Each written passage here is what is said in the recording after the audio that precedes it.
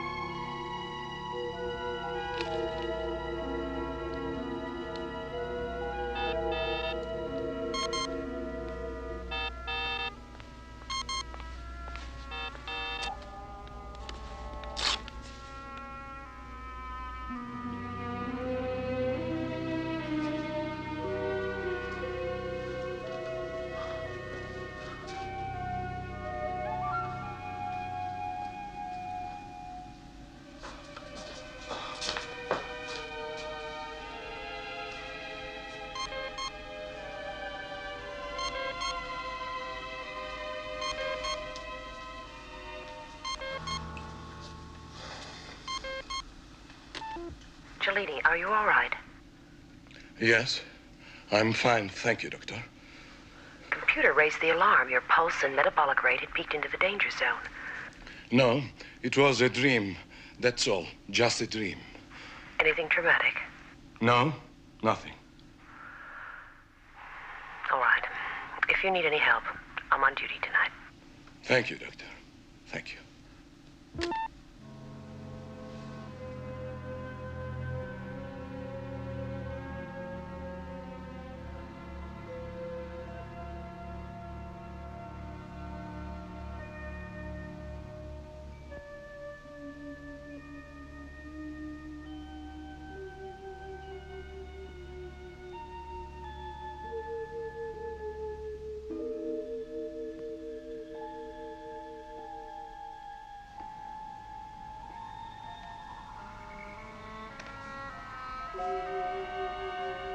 Check. Been playing computer all day. I was hoping for a real game, Commander. I beat computer every time. Sure, you program. Won't stop me beating you. Checkmate. Computer's probably angry because you insulted her.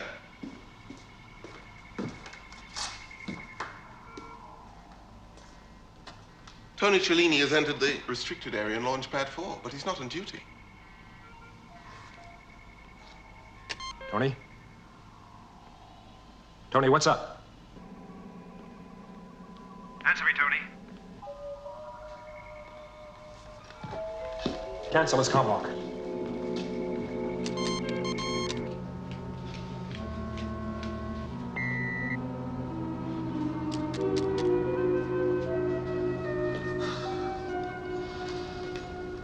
Tony?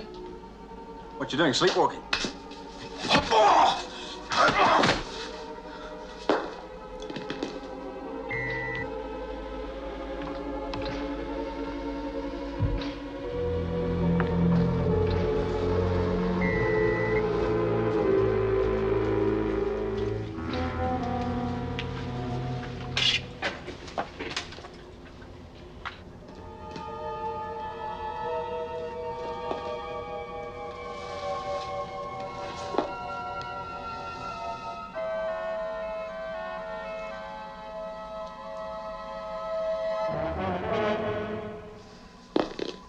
Medical to embarkation immediately.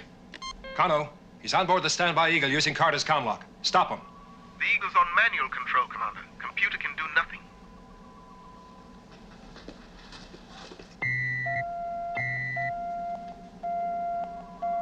Computer, command order. Cancel safety restrictions on Launchpad 4 and give me access.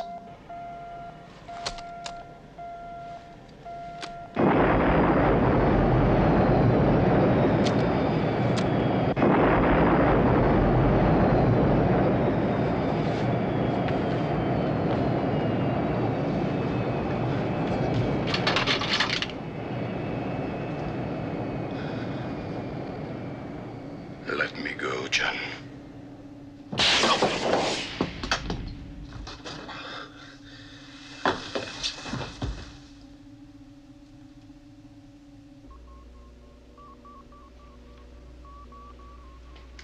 Thank you, Anne. I'll manage by myself now.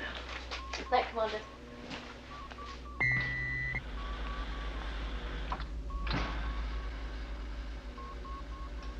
Well? As well as he can be after a point-blank stun. I've been expecting something like this. He's unstable, John. He's an individualist. I've never really understood your admiration for him. Helena, he's not a coward, nor is he emotionally disturbed. He's a suppressed hysteric. Where do you think he was trying to get to out there in his pajamas? We're nowhere. We're 3 months Eagle travel time to the nearest star system, and he was going off on his own.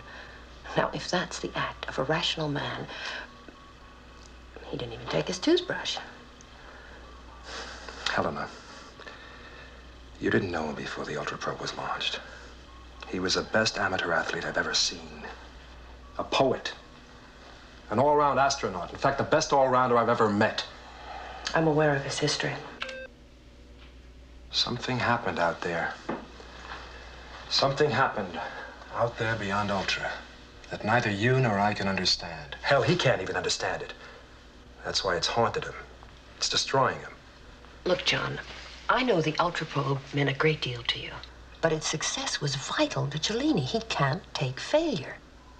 For that reason alone, you would have been the better commander of that probe. Stick to Cellini. All right. I say that he made a disastrous mistake on that probe ship, and being the acknowledged ace, can't bring himself to admit it. It's not his style. He thinks he's infallible. You think he's infallible, but I don't. Helena, nothing was proved. John, when it all happened, I was a member of the medical team that examined Cellini. My report reinforced the case against him. I just presented the facts as I saw them. There were no facts. He is unstable, and as such, he's a threat to the safety of Alpha. Maybe I should have used a laser and killed him. John. Why did you write another letter to the Space Commission? John's anger was understandable. He and Cellini had been the driving force behind the Ultra Probe. In 1994, before this moon left Earth's orbit, Professor Victor Bergman had discovered a new planet beyond the then-known limits of the Earth's solar system. He had called it Ultra. Space News, dateline September 3rd, 1996. Brought to you from Houston, planet Earth. The Ultra Probe. Who will command the ship? Anton Gorsky, commander of Moon Base Alpha, is expected to put an end to speculations later this week. Yes, yes. We need a decision, you know. You can't both go. Someone's got to control the whole operation from here. You can't leave it to Gorsky. All right, Tony. Tell you what. I'll flip you for it. Winner takes a ship, loser tells Gorsky. Black or yellow? Black.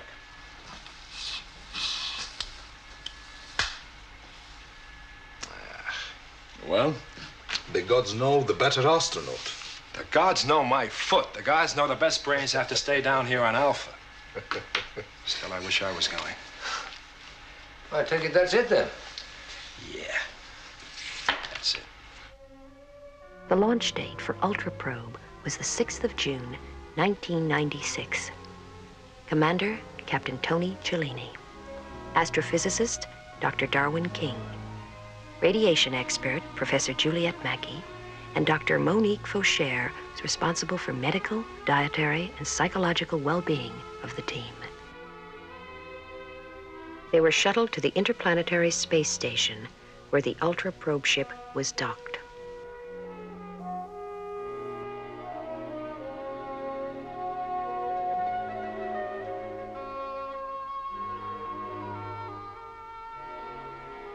Embarkation and countdown continued without a hitch. Launch took place at 1200 hours on schedule.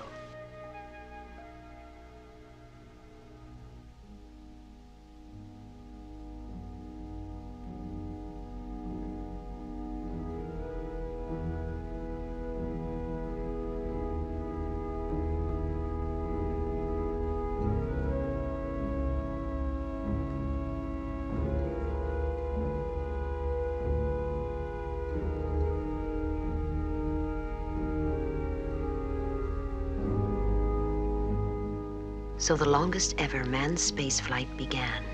It continued through 8 months of uneventful routine.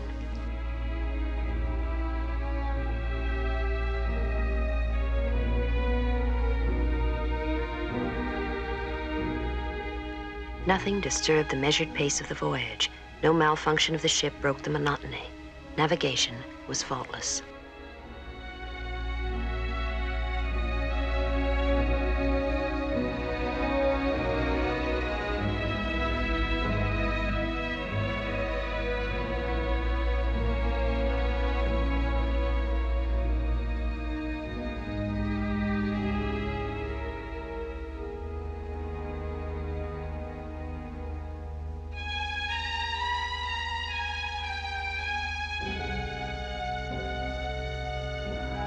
For days, excitement mounted as progressive readings confirmed the planet's condition was similar to Earth's.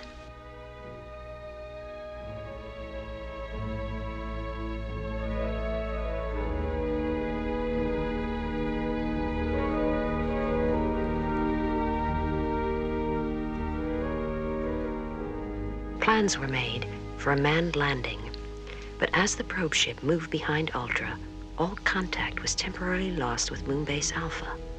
The landing was never made. Darwin, could you give me an opinion here, please?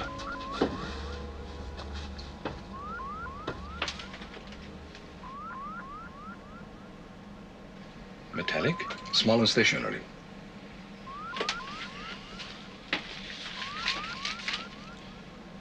Orbital reference 109. Beam everything we've got in that direction. We're going to take a look. Right.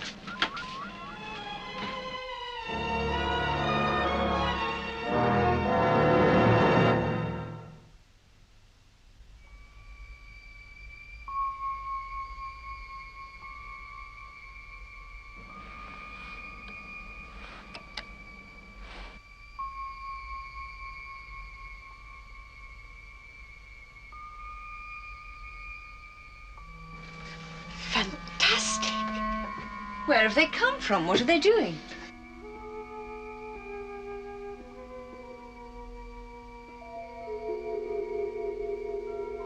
There's absolutely no sign of life from any of them. Can they really be empty? Perhaps it's some huge conference of all space peoples, and this is just their car park. Well, where's the conference?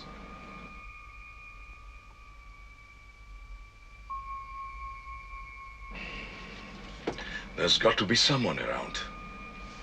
Darwin, check with computer. Yep.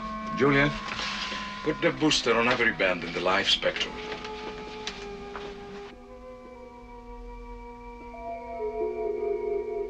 There are ships here that could make the dream of interstellar travel a reality.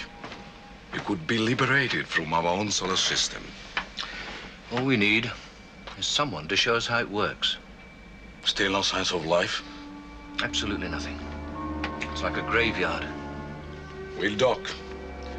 If computer gives us the all clear, we'll go aboard. Right.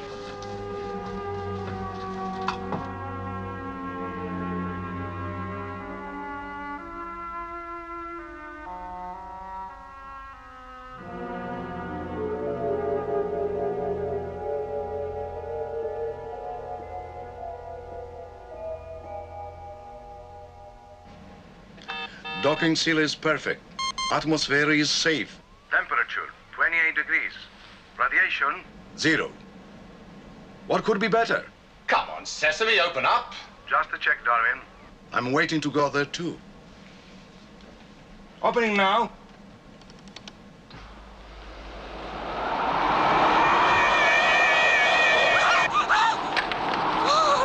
Close it, Tony! What is in?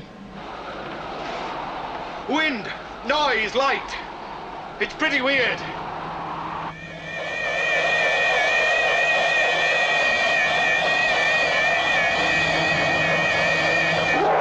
Close the rear doors! Close them!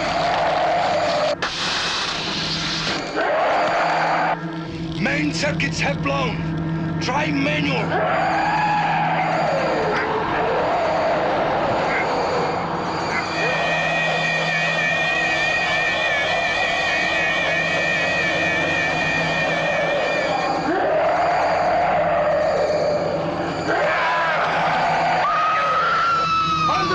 I'm coming through!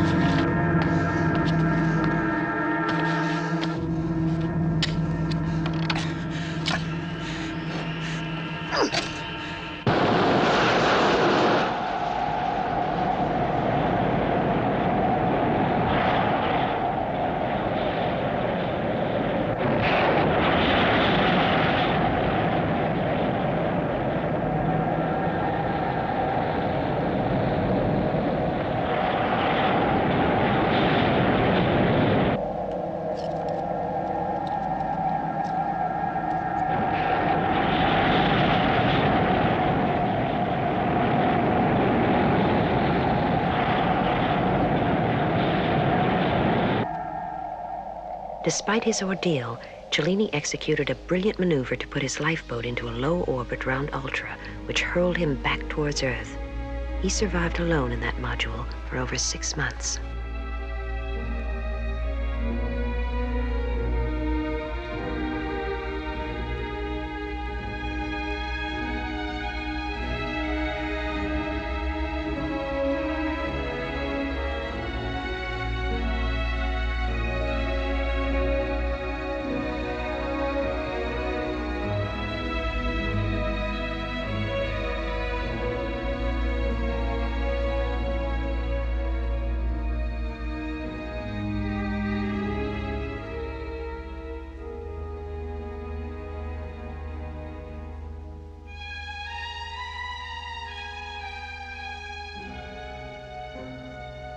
Cellini's module was eventually located and brought back to Alpha. He was on the point of death.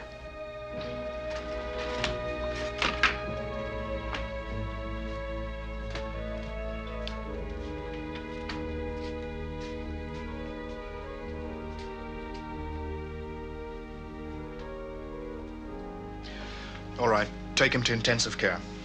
How? It's incredible he's alive at all. But he'll survive. Oh, yes, on courage. But as Cellini began to recover his strength, the official attitude towards him changed from congratulation to doubt. The story he told of his encounter with the monster was difficult to believe, and the recorded data of the black box cast further doubt on his veracity. As a member of the Space Commission medical team, I began to inquire into the mental state of the patient.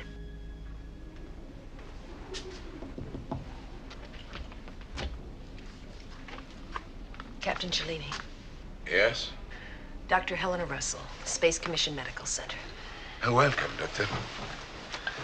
I expect you've come to talk. Please, a chair for Dr. Russell. If you've come to hear the story, you'd better be comfortable. Thank you, Captain. Don't call me Captain. Call me Tony. But you may not want to do that. Depends whether you've come to confirm prejudice or listen with an open mind. Now, what do you mean? They don't believe me. They can't. You see, the green-eyed monster from outer space is firmly established in childhood fantasy, like Father Christmas. How can they possibly believe? Now, look, let's not get off on the wrong track, okay? The fact is, if a man with a red coat and white beard drove into town, he'd be arrested, certified, unbelievable. And that's what you are going to do with me and my monster, right? I didn't even mention the monster. But that's what you wanted to talk about, isn't it? Now, I don't have anything specifically in mind. I'm open to anything. Father Christmas, if you like. If you like, Doctor, you came to see me. Maybe in a while we'd get around to my sex life. All right. You seem fairly keen to talk on a wide range of topics. I want to tell you the truth, Doctor. I want to tell you that everything I've put down in my report is true. Tentacles, bloodsuckers, fire breath. The whole slimy, fantastic story is true. No wanderings of a sick man. I'm absolutely certain of every detail I've put down. And if the black box data conflicts with my story, then the black box is wrong. Now, that is a somewhat surprising statement for a rational man. I'm not a rational man. And yet you want to be believed. I want all of you, Koenig, Bergman, Dixon, every one of you to throw out the criteria by which you judge what's real. You've got to abandon reason. You have to believe that I, Tony Cellini, have stood face to face with the dragon. I fought it single-handed and survived. That's what you've got to believe. Now, Now, come on, take it easy, Captain. Captain?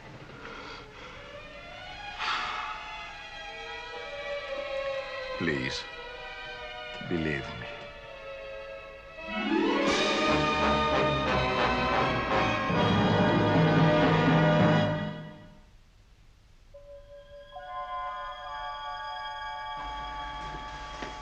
Victor? Bad news. There's going to be a full-scale inquiry. Commissioner Dixon has ordered us back to Earth. Their story is Tony bungled the decompression procedure, opened the airlock prematurely, and killed the crew. Well, that seems a logical explanation. Well, at least it's easier to believe than a monster, isn't it? Victor, if the black box didn't record the monster, isn't it conceivable there are life forms our instruments can't detect? Oh, yeah. It could have even jammed the black box. Just because we haven't experienced something doesn't mean it doesn't exist. No, but we're not likely to know that unless we go back for a second look. No, I think we've got to go back out there. In fact, I know we must. Those spaceships out there can save the space program billions of dollars in hundreds of years. And we know Tony wasn't fantasizing about those, because those contacts are clearly recorded on the black box. Yeah, but that's all they are. Contacts. How do we know they're spaceships? Must we disbelieve everything Tony says? No, of course not. But I mean, here's a man virtually come back from the dead. Only naturally he should have nightmares. It'd be unnatural if he didn't. Look, I refuse to let them dismiss it like that. John, I'm afraid the facts are that our probe was a failure and somebody's head's got to roll. So it's got to be Tony's. While the balance of his mind is disturbed. Well, I don't think it is. Not like they think. Unfortunately, it's Commissioner Dixon who'll be the judge of that.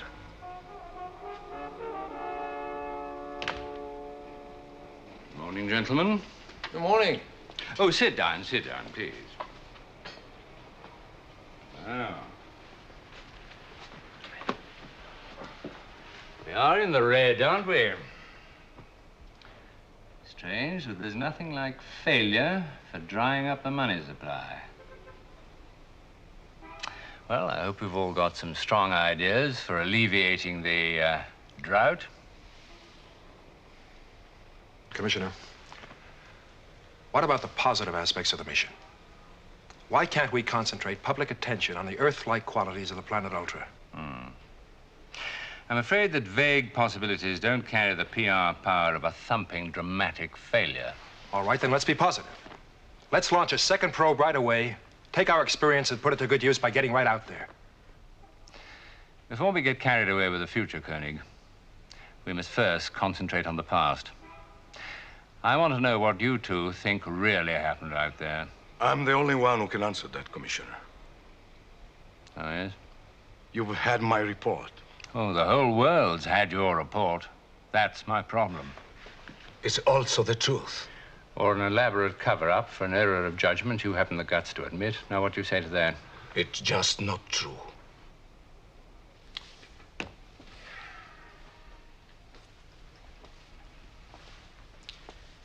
Now, I need to know what you two have to say.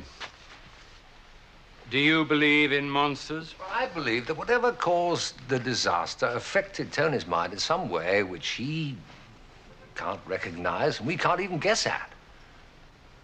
Koenig? Commissioner, we know those ships are out there, and one of them is ours. What we should be asking ourselves is why they're there and what happened to them. We have a series of unidentified bleeps recorded from the scanner, that's all. As far as I'm concerned, this vision of a spaceship's graveyard is as much the product of a sick mind as a ghoulish monster. So please, let's keep with the facts. Now tell me straight, Bergman, what caused the interference on that tape? How can you say? Could be anyone. Could it be him? Well, yeah, Tony could have done it, although I can't honestly see why he should. As a cover-up. Why would he restart normal recording 4 minutes and 45 seconds later? Are you going to suggest the monster did it, Koenig? We can't dismiss that possibility. You surprise me, John. Commissioner, that black box recorded a breathable atmosphere inside that alien spaceship. The docking seal was intact. The moment the door was open, the recording stopped. Therefore, there is no evidence of death by decompression on that tape. What I'm saying, Commissioner, is that your case against Cellini holds no more water than his story does. Quite obviously, you're not concerned with your reputations. But mine is bound up with the future of the space program, and I'll do anything to save that. I'm afraid that I shall have to discredit this whole adventure. Now, Commissioner, you just can't scrap the Ultra Probe and ignore those ships out there. We've had a lot of success so far. We've learned a great deal about our solar system. We know what dangers to expect out there from black suns, neutron storms, radiation, and the like, but if we think we know everything that goes on out there, we're making a terrible mistake. Koenig, the reality of space adventuring is that it's terribly expensive. The chances come infrequently, and then only one at a time. I very much regret it, but I shall have to relieve you all of your posts. You for some suitable mental supervision, and you two to remind you both what it's like to have your feet on the ground.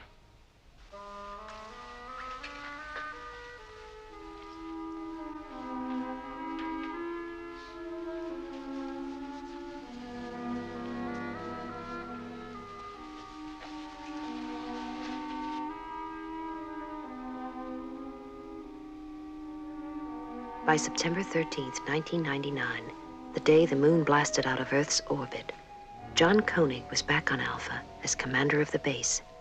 Victor Bergman, Tony Cellini, and I were also there. Memories of the Ultra Probe ship disaster were obliterated in our fight for survival until the night when Tony's nightmare revived all the old conflicts. Thank you.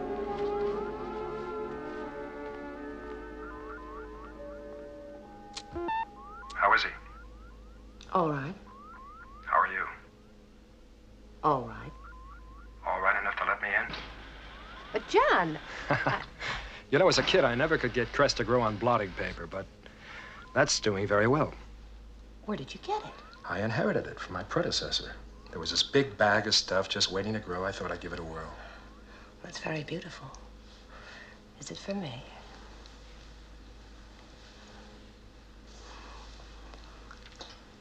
Thank you. You know, I must admit, I got a little help from the guys in the hydroponic unit. But I deserve some credit. What I'm trying to say is, I'm sorry I chewed your head off. Well, you're doing it in a very nice way. How's he? Much better. You know, I don't understand. It's 5 years since the Ultra Probe. Why should he break now? Because it can happen at any time, which is exactly why I recommended that he never be returned to Alpha. Helena, I requested it. Can I speak? Tony. Now, just take it easy. It's all right.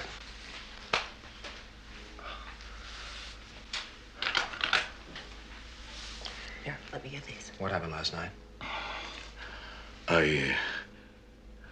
I felt there was something. Where were you going? There's nothing around, nothing for billions of miles. You had a nightmare last night at 0347. Medical computer raised the alarm, and I woke you. Remember? It was nothing. Well, Tony, we found a tomahawk buried in the communications post in your quarters. Was it the monster? Then why now? What were you trying to do in the Eagle? Were you trying to run away from it? I was going to face it.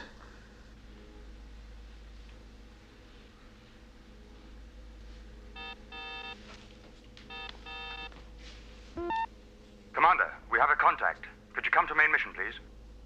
All right, Paul. I'll be right back. John, something quite extraordinary.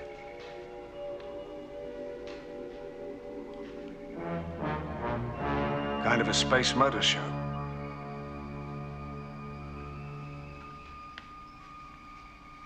Well, Victor?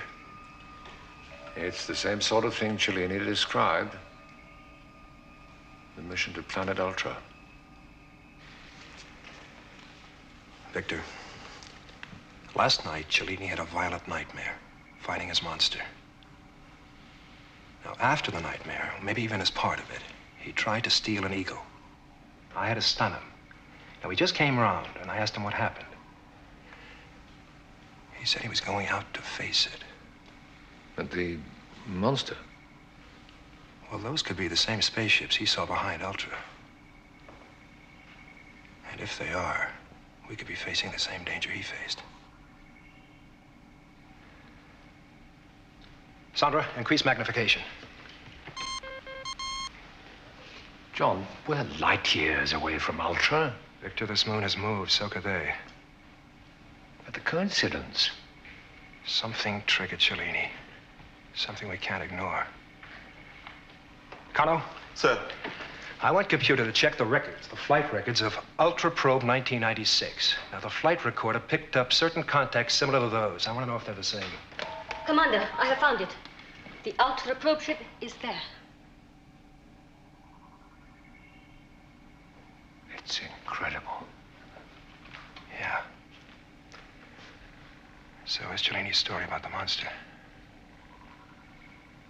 Alan, I want a docking eagle on pad 1 for immediate liftoff. I want an escort. 3 ships ready for action. Go.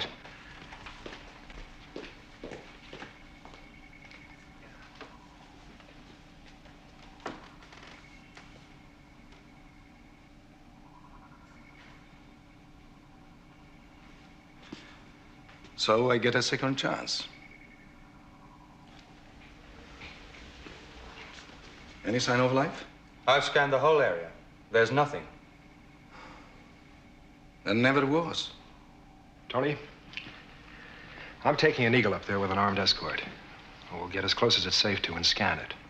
If Victor's absolutely certain there's no danger in the area on board the probe ship, we'll dock. Now, how does that sound to you? Sounds fine. Are you willing to come with us? I'd insist.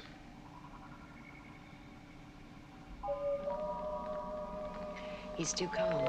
He's got a chance to clear himself after 5 years. I'm worried, John.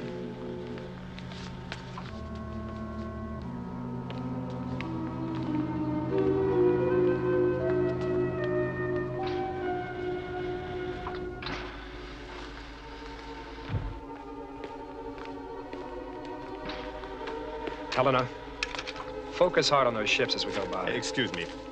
I have to apologize to Alan. Alan, sorry about last night. Yeah.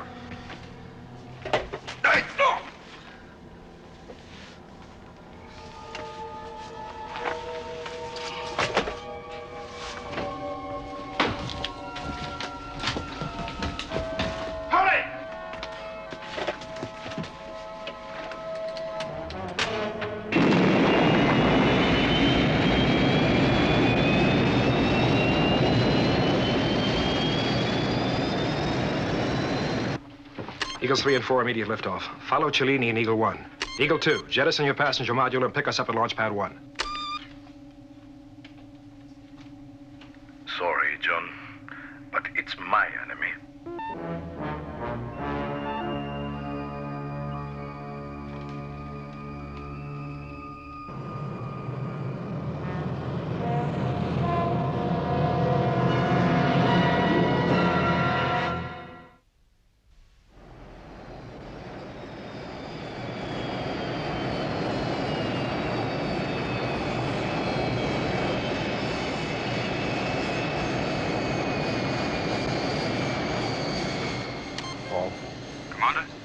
Beam every scanner we have in Cellini's direction.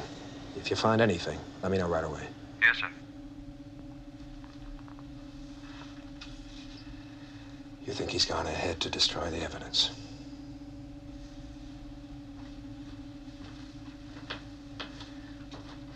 What's that guy got against me?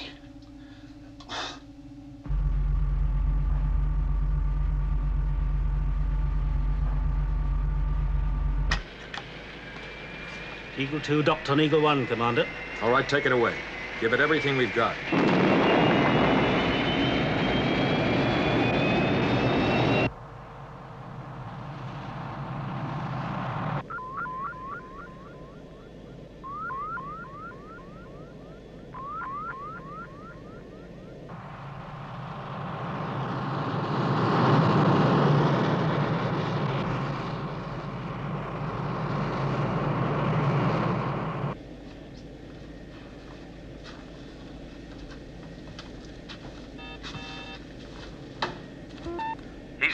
spaceship now, Commander. He's running about 6 minutes ahead of you. Thank you, Paul. He could dock the command module on the probe ship. The control systems are compatible? We've got the area scanned from here, from Alpha, and close-up from Eagles 3 and 4. So far, no life indications, no radiation, no energy field, nothing.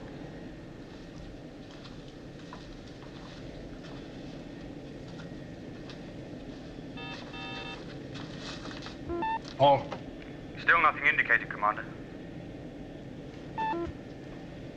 Damn it. There's got to be something. He was right about those ships. That doesn't mean he was necessarily right about the monster. No, but it makes him look a whole lot righter.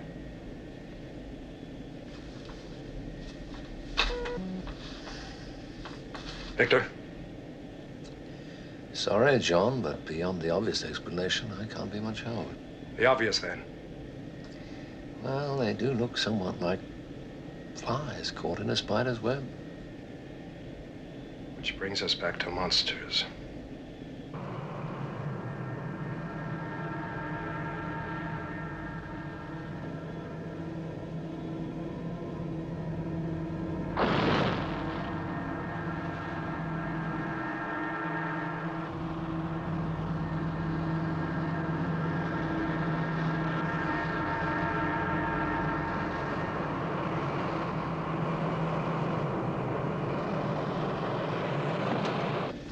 Helen, line up for docking on the probe ship. Make it as smooth as you can. John, we're getting life signs on the probe ship. Cellini's.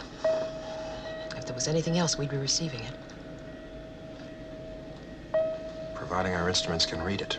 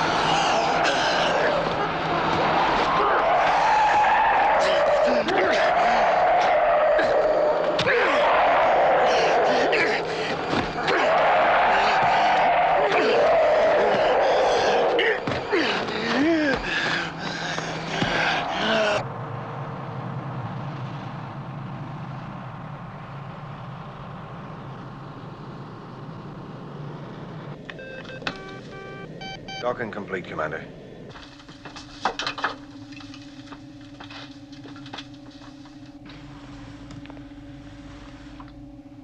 Helena, maybe you better stay here. Let's go.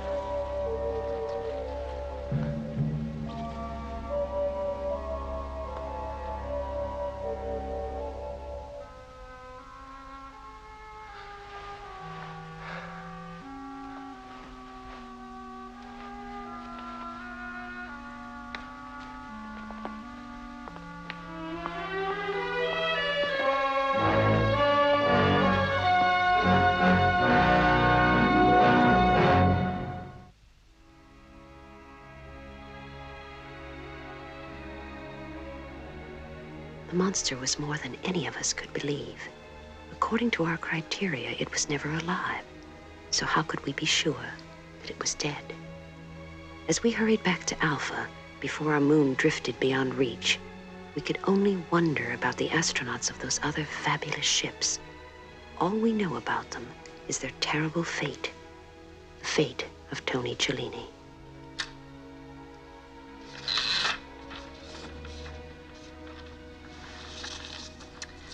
John, if we ever do find a new place to live, and if we succeed, we're going to need a whole new mythology. Tony Cellini and the monster? No. Well, St. George and the Dragon sounds pretty flat, till you know the story. The story is part of our history now, Helena.